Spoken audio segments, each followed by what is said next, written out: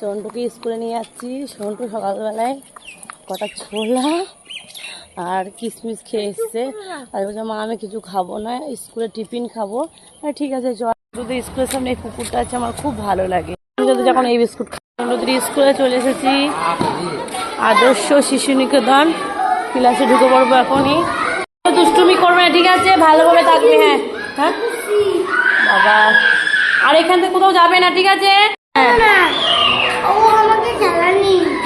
খেলা নেবে, সবাই খেলা নেবে, তুমি দুষ্টুমি করবে না। হ্যাঁ হ্যাঁ হ্যাঁ আমি বাড়ি চলে গেলাম। কি সুন্দর পুকুরের মাছগুলো।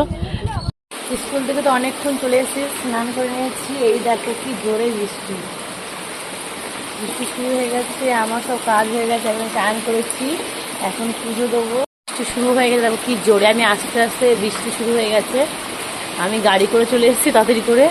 এসে আবার স্নান করে বৃষ্টিতে ভিজেই গেছি আমি। সব কাজ হয়ে গেছে, এবার পুজো দেবো আমার সোনা মাকে। ওই যে আমার সোনা মাকে পুজো দেবো, ওই যে আমার খুব সোনা